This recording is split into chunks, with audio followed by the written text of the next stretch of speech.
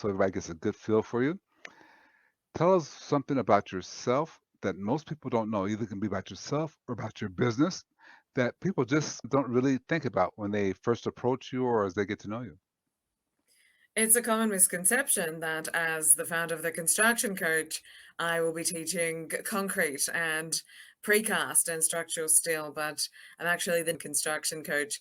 It's everything but the technicality of construction that I do talk about because whilst technicality does have its place, it is not everything that allows people to have the greatest success and certainly not to unlock their leadership potential.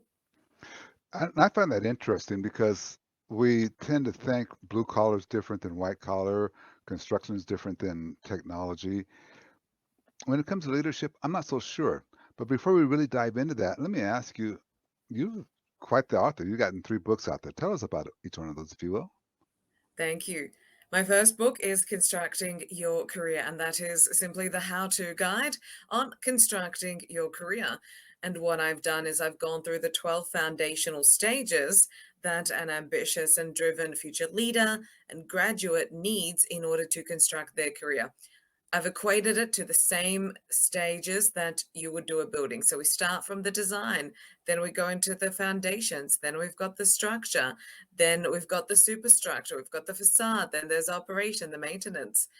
People know how to build a building, but the same principles apply to our career.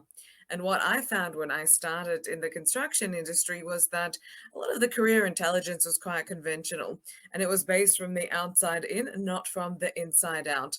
So when you have unconventional career intelligence, high performance principles, plus enabling the ambitious constructor to see what is possible, their career trajectory is going to be one that rejects the status quo.